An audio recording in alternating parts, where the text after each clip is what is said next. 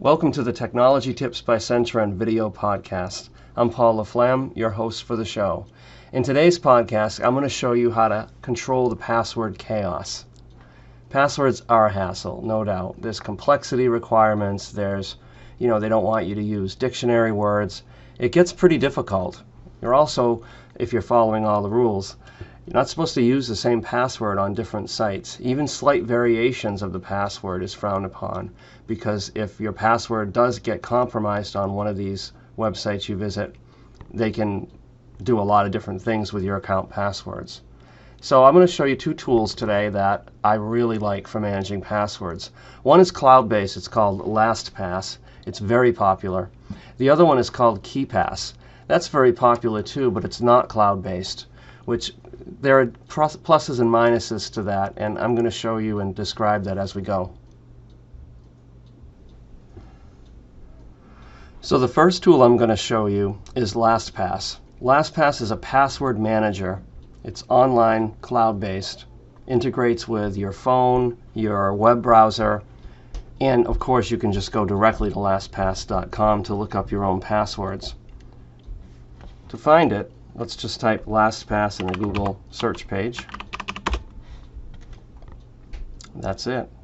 Before we download it, let's just go to plans and pricing. I'm going to explain a couple differences here. The free version is really good. It's very effective. It's unlimited number of passwords on all your devices. The difference between free and the first tier premium, though, is you get a gigabyte of encrypted file storage for personal security. So what they're saying there is you can associate with LastPass all of your files and folders that might have encryption needs, such as a passport, your bank account, copies of your credit cards.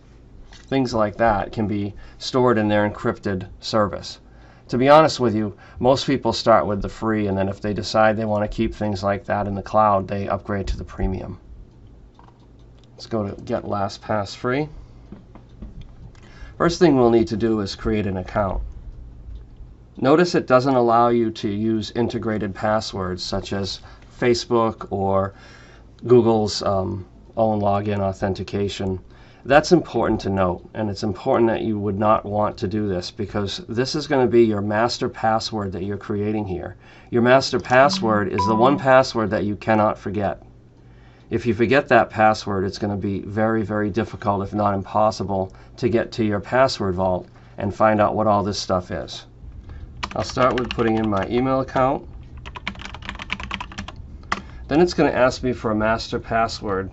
It's interesting to note here that Google Chrome will suggest passwords. Other browsers will do this too. Don't recommend you'd use a password like this one, but I also don't recommend you use the browser to store passwords at all. It's really not a secure way to do things. I'm going to show you how hard it can be to come up with a password that I can handle remembering, and at the same time have it meet the complexity requirements of this. So I might put in school 178. So see how the strength meter is going up here as I fulfill the requirements below. The strength meter goes up to tell me how good this password is. It wants it to be 12 characters long. That's the one piece I'm missing. I've got numbers, I've got a cap, I've got a special character, which is this dash remote. I like using dashes. That adds a lot of complexity to the password, but it's pretty easy for people to remember. So you can also use things like your favorite phrase. You can put in things like cars that you like but maybe not necessarily own. Avoid things like your kids' names, pet names, street address, and variants of that. Those are the first things that a password cracker will try to get into your account with. Okay, with the password entered, let's scroll down here. It's going to ask me to type it in again.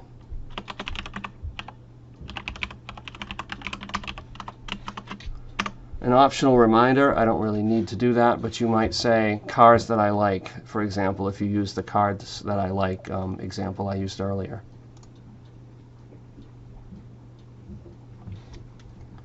Here's Google Chrome trying to remember the password again. I'm going to say never on that one.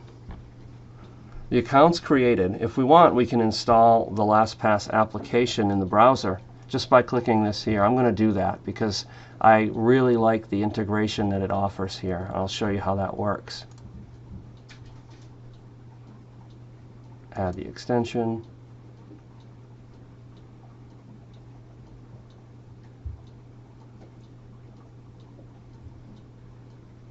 Alright, it's saying you can use this to remember some of these sites. We'll remind later on that. And this is your vault. This is where you can enter your passwords. Passwords will be created on the fly automatically as you log into different services such as Facebook or a Google Gmail account. You also have the option of adding items manually. Just click Add Item. What kind of thing are you adding? It can be anything. It can be a payment card. It can be an address. It can be a secure note. What you can't do, as I explained earlier, is you can't upload things like photos and PDF files without a paid subscription. This is where if you had a particular URL, such as facebook.com, you put in your a name is just a friendly name. You can store it in a particular folder if you want to organize it that way. You can put in your Facebook username and password and save that, and it will remember it in the future. Then when you decide you want to visit one of these sites, you just launch it.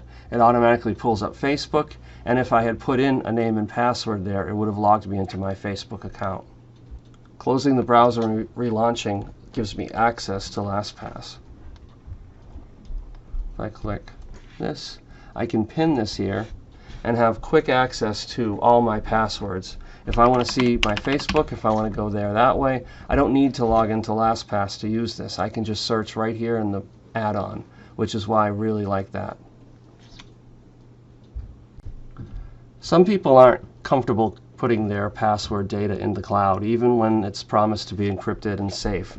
And I understand that, and that's why I like Keepass.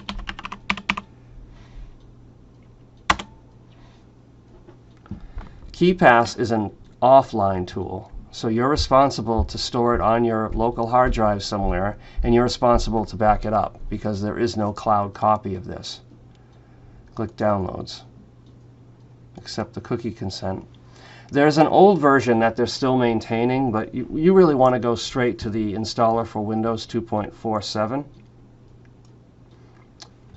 Then go ahead, once it's downloaded, and run it. It's going to confirm the language. You're going to accept the agreement. I would keep all the defaults and just say next. Creating a shortcut is a great idea. A quick launch is also a good idea. Next. Yes, you want to install. And then let's launch it right away. See this screen open up, and then you're going to click New to create a new database. A database is just like the LastPass account in a way, because it's local though, because it's a repository where all of your passwords can go. One of the nice things about this then is you can have multiple repositories for different purposes. You might have an internet one, you might have a banking one that's super sensitive. You can manage the password and the data files associated with it however you want. Note the very last paragraph on this new database creation window. It says you should regularly create a backup of the database file. I can't emphasize this enough. If you're going to trust this with your passwords, you've got to back it up. Now it wants to know, where do I want to put that? I'm just going to put it in my Documents folder. I'm going to call it Demo Password Database. Now the master password, again, is very, very key. If you lose this, there's no recovery. The only way to recover it would be to do what's called a brute force attack. And if you've been following my blog and listening to my password advice, that's not even going to work on your password in our lifetime anyway. So let's show the password just to give you an example of what might be strong.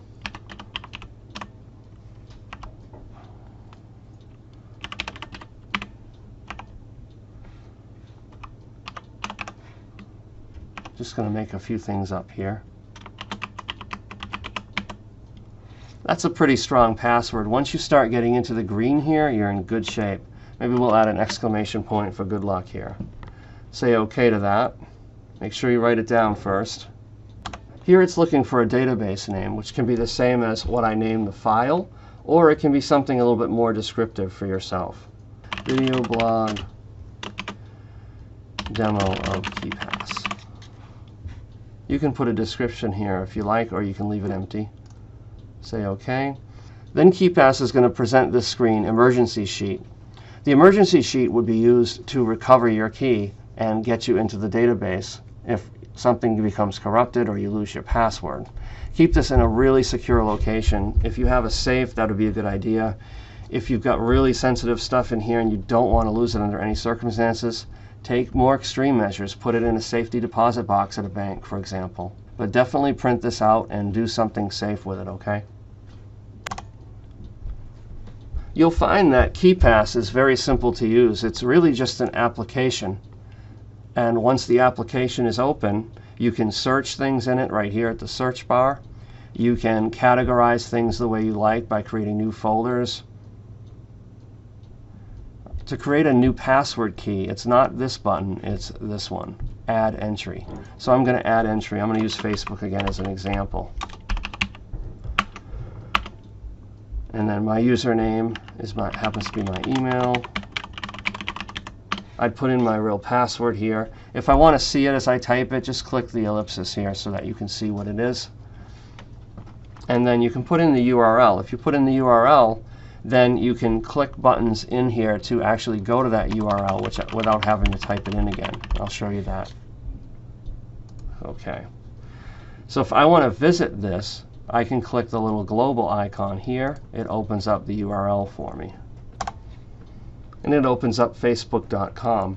Now I switch back to my Keepass application, and if you right click on it, it'll say perform auto type, Control V. So if I perform auto type by clicking this or hit Control V, it will switch back to the one it just opened and try to log me into my account. I didn't put in my real password, so it's not going to work, but I'm just trying to show you that it will put in your name and password for you.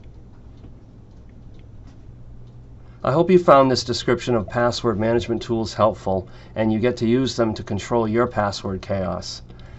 Please like and subscribe, and if you need any help figuring out how to use these tools, reach out to one of our technical consultants at either Centren.com or WizKidSupport.com, and we'll give you a hand getting that going. Thank you.